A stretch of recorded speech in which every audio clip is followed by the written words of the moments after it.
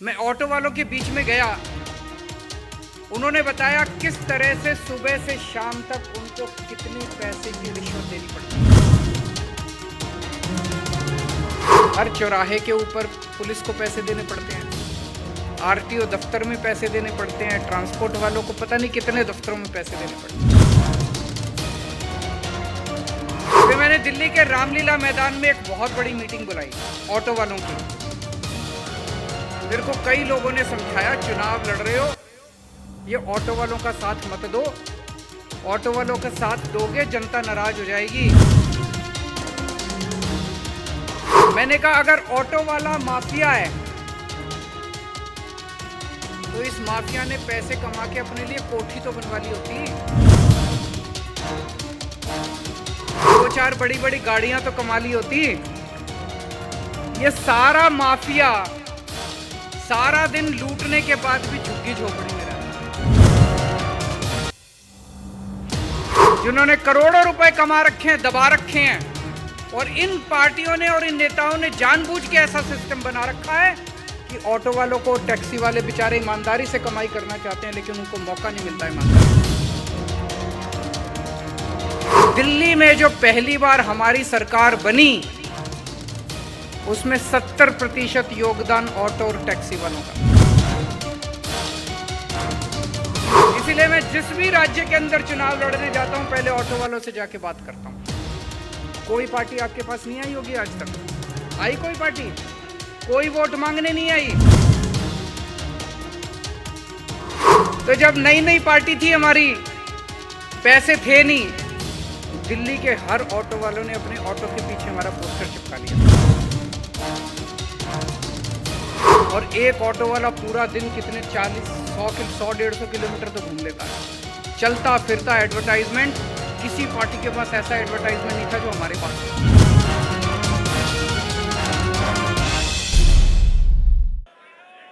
सबसे पहले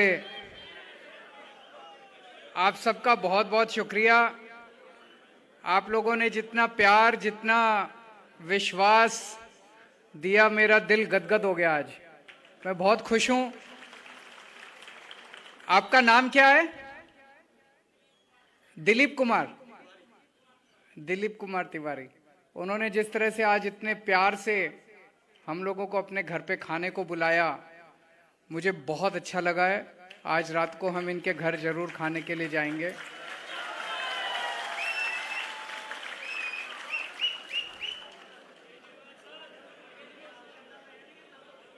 thank you, love you to.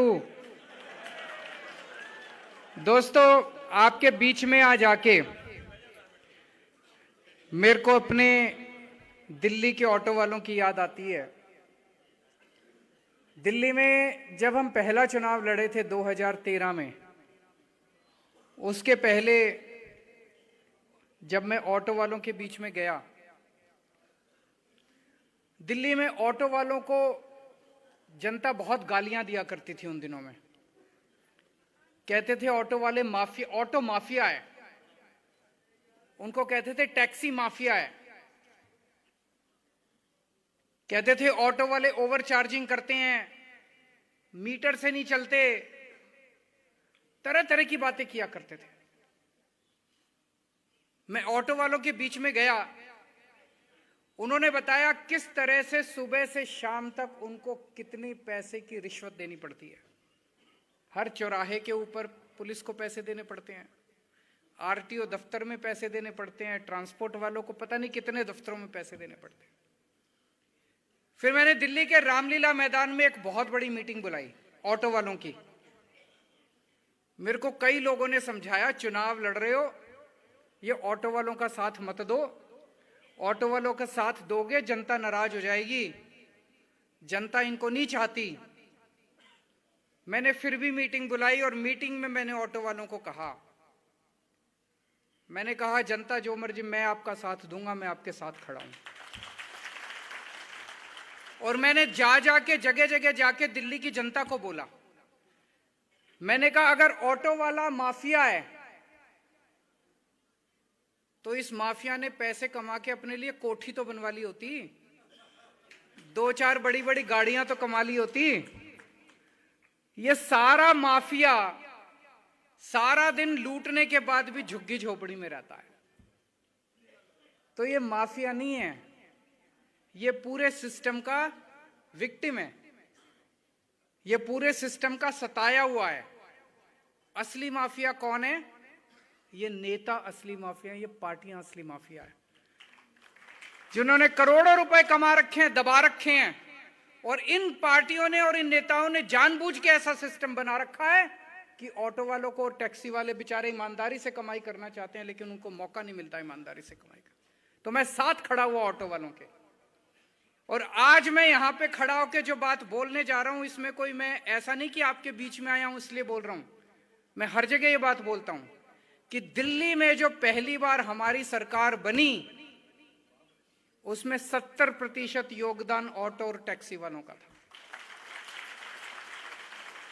Auto और टैक्सी वालों की वजह से हमारी सरकार बनी। इसीलिए मैं जिस भी राज्य के अंदर चुनाव लड़ने जाता हूं, पहले ऑटो वालों से जाके बात करता हूं। कोई पार्टी आपके पास नहीं आई होगी आज तक? आई कोई पार्टी? कोई वोट मांगने नहीं आई। आज मैं आपको कह के जा रहा हूं, आप अगर सारे जने टैक्सी और ऑटो वाले इकट्ठे हो जाओ, आप किसी भी पार्टी को जिता सकते हो और किसी भी पार्टी को हरा सकते हो। आपके अंदर इतनी बड़ी ताकत है। और जिस दिन आप लोगों ने अपनी ताकत पहचान ली, सारी पार्टियां लाइन लगाएंगी आपके सामने हर चुनाव के पहले।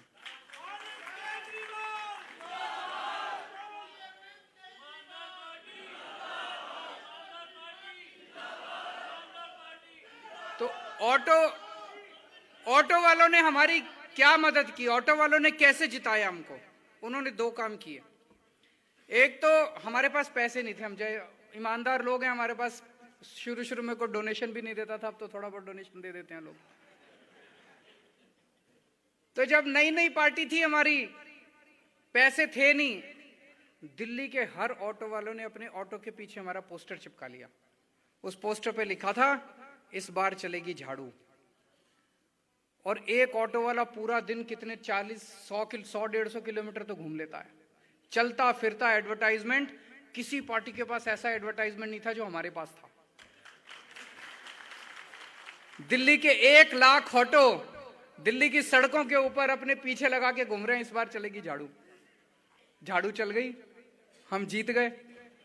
और उसके बाद हम लोगों ने एक एक काम किया, ऑटो वालों का पूरा सिस्टम बदल दिया। अभी मैं नोट कर रहा था, मैंने इतनी सारी प्रॉब्लम तो नोट कर ली, आपकी लिख रहा था मैं बैठ के, जो जो बता रहे थे। अभी और भी बहुत होंगी, ऐसा नहीं कईयों को मौका नहीं मिला, हाथ खड़े कर रखे थे, उनकी भी लिखता तो बहुत प्रॉब्लम हो जाती। प्रॉब्लम बहुत है, सिस्टम गड़बड़ है सारा का सारा। इस सिस्टम को बदलना पड़ेगा। जीतने के बाद हमने पूरा सिस्टम बदला। जितने अंदर ऐसे ऐसे इन्होंने कानून बना रखे हैं जिन कानूनों की जरूरत नहीं है, ऐसे ऐसे कानून बना रखे हैं कि कैसे इनसे पैसे नोचें, कैसे इनसे पैसे छीनें, कैसे इनका खून चूसें। अगर ईमानदार सरकार आती है तो ये सारे कानून बदल देती है। हमने सारे कानून बदले, एक एक करके इनके साथ बैठ के, ऑटो वालों के साथ बैठ के एक एक कानून बदला। आज मैं आपको कहना चाहता हूं, दिल्ली के, बड़ी बात बोल रहा हूं, दिल्ली के किसी ऑटो वाले को फोन कर लेना, अगर दिल्ली का ऑटो वाला हमारी तारीफ ना करे तो वोट मत देना मेरे को।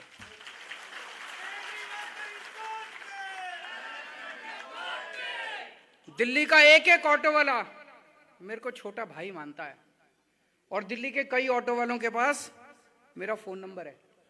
किसी को कोई दिक्कत होती है, सीधा सीएम को फोन करता है दिल्ली का ऑटो वाला, सीधा सीएम को एसएमएस करता है। फोन तो हो सकता है मैं ना उठा पाऊं, एसएमएस करता है और उसका काम होता है। ये ताकत है दिल्ली के ऑटो वालों की। तो दोस्तों, जैसे दिल्ली के ऑटो वाले मेरे को अपना भाई मानते हैं, आज मैं आप लोगों से रिश्ता बनाने के लिए आया हूं, आपका भाई बनने के लिए आया हूं,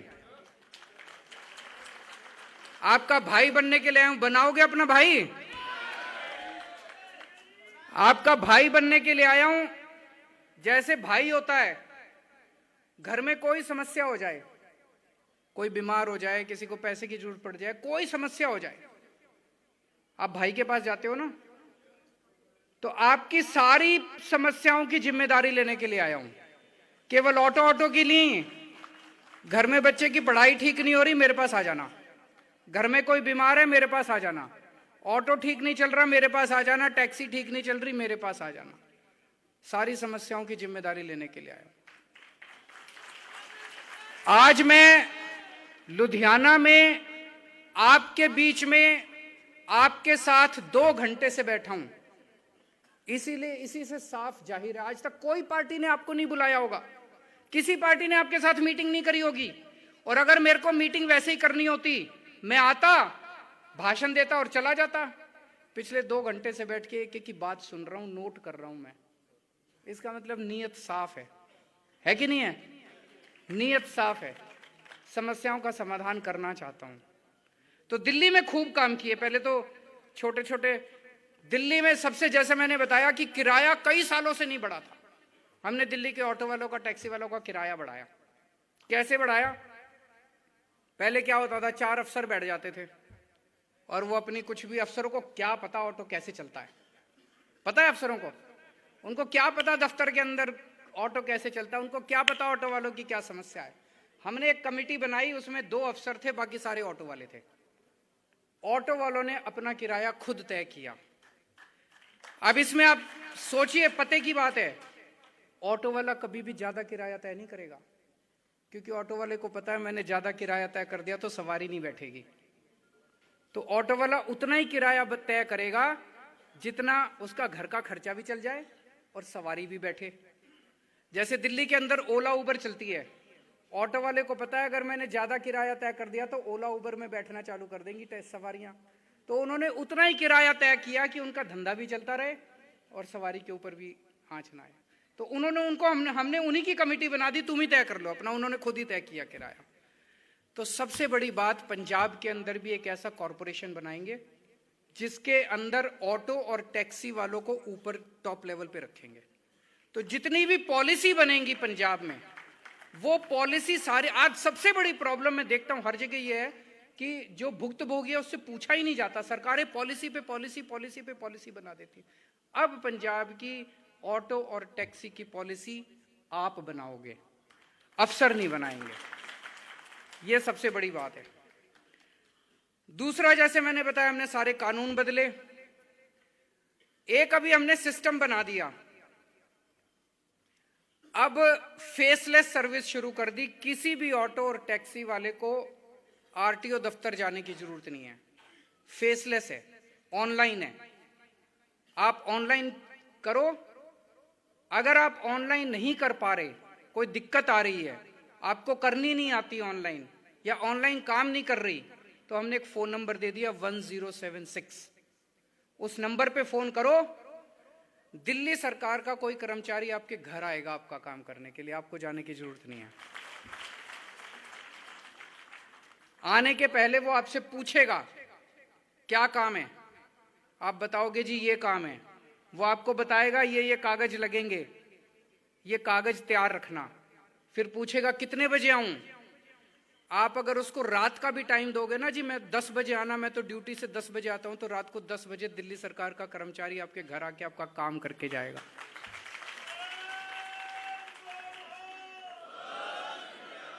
तो पूरी सर्विसेज हमने फेसलेस कर दी। एक चीज के लिए बस अब आपको आरटीओ दफ्तर जाना पड़ता है, फिटनेस के लिए। फिटनेस के लिए गाड़ी ले जानी पड़ती है, तो गाड़ी ले जानी पड़ती है फिटनेस के लिए, उसकी भी फीस वगैरह तो ऑनलाइन जमा हो जाती है। गाड़ी लेके एक बार, साल में एक बार आपको दफ्तर जाना पड़ता है, आरटीओ दफ्तर, और कोई जरूरत नहीं है जाने की। फिटनेस फीस वो माफ कर दी, अब कोई फिटनेस फीस नहीं देने की किसी ऑटो टैक्सी को, सरकार फिटनेस फीस भरती है आपकी। सबसे बड़ी बात, जब कोरोना आया आपकी तो रोजी रोटी खत्म हो गई थी, लॉकडाउन लग गया था, किसी के घर में पैसे नहीं थे। पूरे देश में अकेली दिल्ली सरकार थी, हमारी सरकार थी, हमने 1.5 लाख ऑटो टैक्सी ड्राइवरों के अकाउंट में 5,000 रुपए पिछली साल डाले और 5,000 रुपए इस साल डाले। 10-10 हजार रुपए हमने 1.5 लाख टैक्सी वालों को, हर टैक्सी वाले को 10-10 हजार रुपए दिए, 1.5 लाख को दिए। कितने बने? 150 करोड़ रुपए। 150 करोड़ रुपए आज तक भारतवर्ष में किस सरकार ने अपने टैक्सी और ऑटो वालों को दिए? किसी ने नहीं दिया।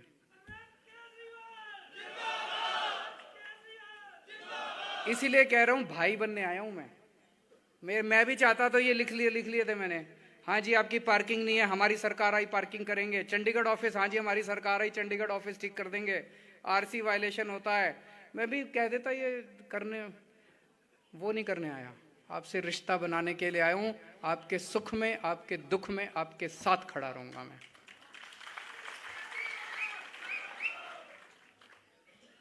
तो यहां पे सरकार बनेगी, एक कॉरपोरेशन बनाएंगे, उसके टॉप के ऊपर जो भी बॉडी होगी डिसीजन मेकिंग, उसमें ऑटो टैक्सी ड्राइवर्स को और यूनियन वालों को रखेंगे। एक है एक्सीडेंट अगर किसी भी ड्राइवर का होता है, उसका पूरा इलाज का खर्चा पंजाब सरकार देगी, उसको कोई खर्च करने के लिए कितना भी खर्चा आए उसका। अभी इंश्योरेंस की बात करी एक भाई, आपने इंश्योरेंस की बात करी, दिल्ली के अंदर हमने अब ऐसा सिस्टम बना दिया, दिल्ली की 2 करोड़ जनसंख्या, हमने इतने नए अस्पताल बना दिए, इतने मोहल्ला क्लिनिक बना दिए कि दिल्ली के किसी भी आदमी को कोई भी बीमारी हो जाए, छोटी बीमारी खांसी जुकाम से लेके उसको कैंसर हो जाए, उसका ऑपरेशन होना हो, उसको बहुत बड़ा, उसको 50, 60, 70 लाख रुपए का भी अगर ऑपरेशन होगा, दिल्ली सरकार सारा फ्री में कराती है, हर एक का। 2 करोड़ के 2 करोड़ लोगों का, तो अलग से ऑटो वालों के लिए बनाने की जरूरत ही नहीं है, आप भी पंजाब के लोगों में। तो पंजाब में सरकार बनेगी, ऐसा होना चाहिए नहीं होना चाहिए दिल्ली कि पंजाब की सारी जनता का सारा इलाज मुफ्त, क्रोसिन की टेबलेट से लेके और 70-80 लाख रुपए का भी अगर आपका ऑपरेशन होगा, पंजाब सरकार कराएगी।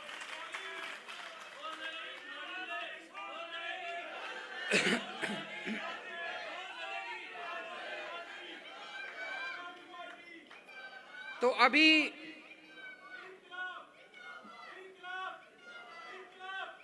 बस बस बस, अच्छा बहुत अच्छा, ताली बजा दो सब लोग एक बार इनके लिए, बहुत अच्छा बहुत अच्छा। आपकी सबकी समस्याएं, लेकिन सर पार्किंग की समस्या दिल्ली में भी बहुत थी, कोई पार्किंग नहीं बना रखी थी ऑटो वालों के लिए, बेचारा जहां खड़ी करता था पुलिस वाले वहां पे डंडा मार के उससे पैसे मांगते थे। हमने अभी 490 पार्किंग बना दी हैं, तो उनकी सारी समस्या दूर हो गई। तो यहां भी करेंगे। अभी किसी ने बताया चंडीगढ़ ऑफिस जाना पड़ता है, सब कुछ ऑनलाइन कर देंगे तो जाने की जरूरत नहीं है। वैसे काफी डिसेंट्रलाइज्ड ऑफिस भी खोल सकते हैं, फिटनेस वगैरह करने के लिए लोकल लेवल पे आप कर सकते हो। दिल्ली की जो जो समस्याएं आप बता रहे थे भाई साहब, यहाँ पे एक बारी मेरे पास आ जाना, मैं आपको ट्रांसपोर्ट मिनिस्टर जो है दिल्ली के उनके साथ बिठा दूंगा, जो भी आपकी समस्या है उनको बता देना, जो बदलने की जरूरत है वो सब ठीक कर देंगे। तो आप अपना फोन नंबर वगैरह किसी को दे दो और मैं आपको बुला लूंगा। और भी जितनी समस्याएं हैं, 5 लाख गाड़ी की वेटिंग पासिंग रुकी हुई है, 3 साल तक पासिंग, ये सब करेंगे, नियत होनी चाहिए, सब करेंगे।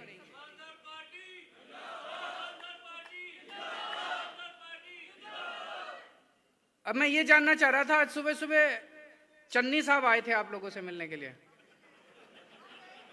क्या क्या बता कि प्रॉमिस करके गए हैं?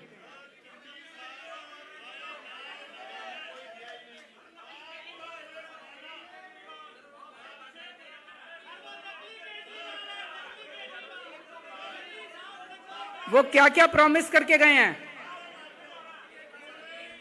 एक मिनट, इनको माइक दे दो, इनके पास आए थे, माइक देना इनको, माइक देना जरा, माइक सुने क्या क्या कह के गए थे।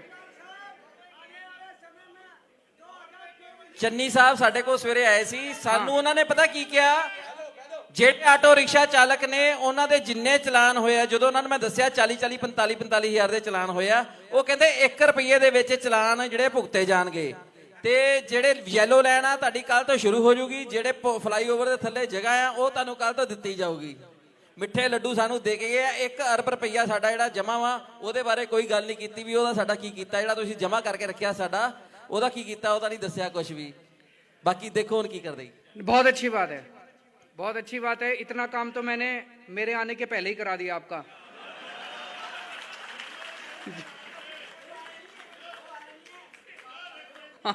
मैं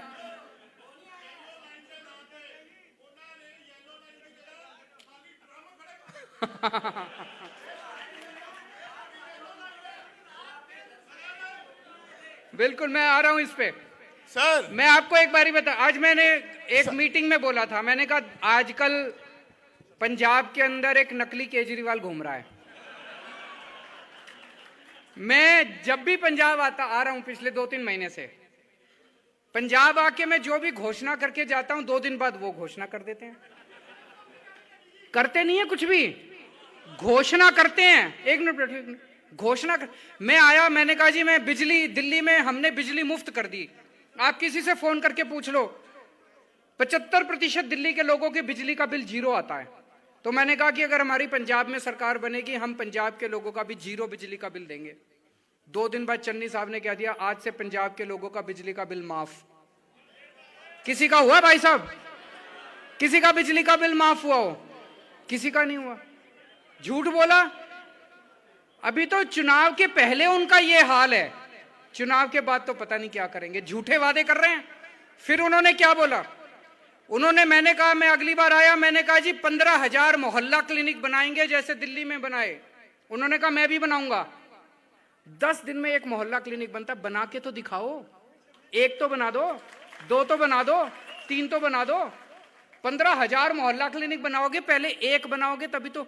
अभी तक 1 भी नहीं बना। बनाना थोड़ी है, झूठे वादे करने हैं। पहले कैप्टन साहब झूठे वादे करते थे, अब ये झूठे वादे करते हैं।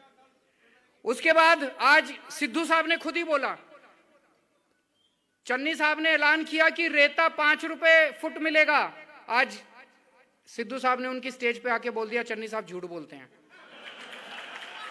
वो कहता है रेता अभी भी 20 रुपए फुट मिल रहा है, 5 रुपए फुट नहीं मिल रहा कहीं भी पूरे। वो भी झूठ बोला।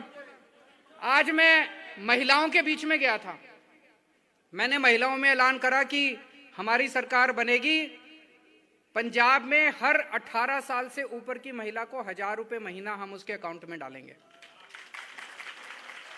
आप देख लेना, यकीनन अगले 2 दिन के अंदर चन्नी साहब भी ऐलान करेंगे, मैं भी डालूंगा। मैं चन्नी साहब को कहना चाहता हूं 2 महिलाओं के ही अकाउंट में डाल देना। डालना तो सही, कुछ करो तो सही। आज मेरे को आपके बीच में आना था, उनको पता चल गया कि केजरीवाल लुधियाना में ऑटो वालों से मिले, सवेरे सवेरे आपके बीच में पहुंच गए। मैं चन्नी साहब को कहना चाहता हूं, आपने जो जो वादे करे हैं, इनको ऑटो वालों को कि सारे चालान माफ करेंगे, और क्या क्या भाई साहब, येलो लाइन बनाएंगे, सारे चालान माफ करेंगे, ये कर दो, वरना ये सारे ऑटो वाले आम आदमी पार्टी को वोट दे देंगे, सारे ऑटो वाले आम आदमी पार्टी की कैंपेनिंग करेंगे। और मैं अभी से चन्नी साहब को कहना चाहता हूं कि कल और परसों में टीचर्स से मिल रहा हूं।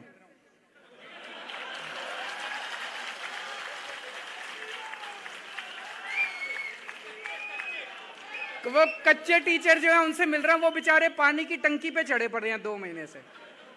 मैं चन्नी साहब को कहना चाहता हूं उनका काम करा दो, नहीं तो मैं कल उनसे मिलने जा रहा हूं।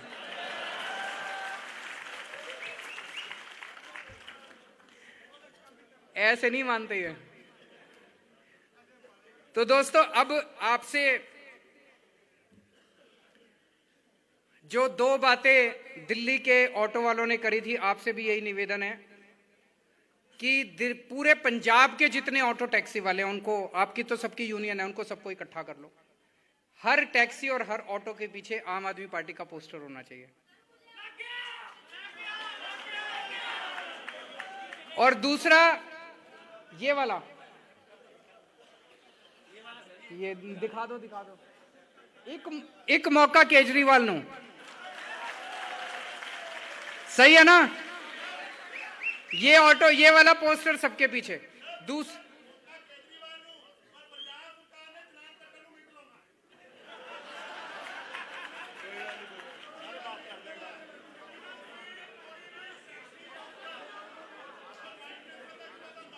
देखो, मैं आपसे सहमत हूं। 1 मिनट लगाएंगे। जिस दिन सारे जन इकट्ठे हो जाएंगे ना, दिल्ली के ऑटो वालों को भी बड़ा तंग करा था उन्होंने एक बारी, लेकिन सारे जन इकट्ठे हो गए। उन्होंने कहा एक बार सरकार बदलने दो, फिर दिखाते हैं तुमको।